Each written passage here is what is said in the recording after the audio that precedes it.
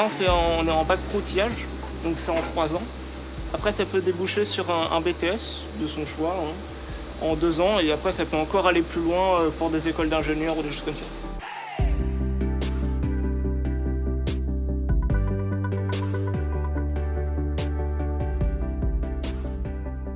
Allez, pars sur celui-là, là. Tac.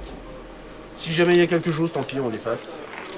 Allez, c'est un profil tout bête. Hop, celui-là, tu l'effaces. Shift F5, effacement. Et après, derrière, il faut aller chercher les coordonnées sur la base informatique. D'accord.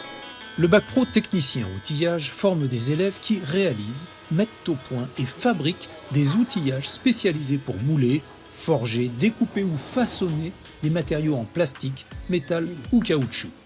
La finalité du bac professionnel, c'est vraiment d'être un bon opérateur, un bon technicien de fabrication.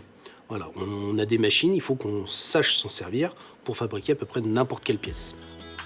Tu prends la hauteur. De par sa capacité à créer des outillages mobilisant des procédés comme le découpage, l'emboutissage ou le moulage de matériaux métalliques, le métier de technicien outilleur s'insère totalement dans la filière de l'industrie automobile. S'il n'y avait pas d'outilleur, il n'y aurait pas de voiture, tout simplement. Parce que pour fabriquer un moteur, on a besoin d'un carter et on a besoin d'un moule pour fabriquer le carter. Et ce moule, c'est en outillage qu'il est fabriqué. Le technicien doit maîtriser les nouvelles techniques de définition et de fabrication des produits. CFAO, logiciel spécialisé, machine à commande numérique, électro-érosion, etc. C'est des outils qui sont en acier, ils sont très durs et ils nous permettent de couper des matériaux très durs également, comme du métal, de l'acier, de la fonte, mais on peut aussi utiliser des matériaux plus tendres, du plastique, de la résine pour faire des prototypes, etc. Si on peut faire du prototypage, donc par exemple sur l'ordinateur, on va dessiner notre pièce, on va faire un code pour que la machine ait son programme.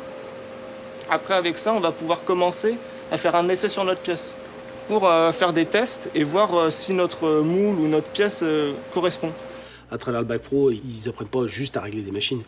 Il faut encore qu'ils contrôlent le travail qu'ils fabriquent. C'est-à-dire que dessiner une pièce, préparer une fabrication, donc on a montré des simulations d'usinage, régler une machine, préparer des outillages, lancer un usinage, c'est bien, mais il faut être aussi capable de contrôler ce qu'on fabrique.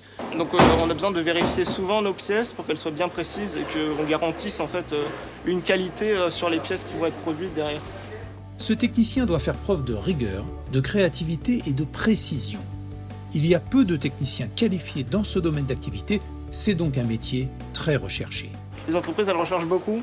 Il y a très peu d'outilleurs qui sortent des écoles. On sort de l'école, on a forcément une entreprise qu'on a trouvée en stage, par exemple, qui nous dit on vous prend si vous êtes bon. Avec un bon dossier et une mention à l'examen, il est possible d'envisager un BTS ou un DUT dans le domaine industriel. Si on veut correspondre aux attentes du patron, faut bien apprendre, faut bien suivre et avec les compétences qu'on apprend ici, on est capable d'avoir un bon boulot et une vie assez sympathique.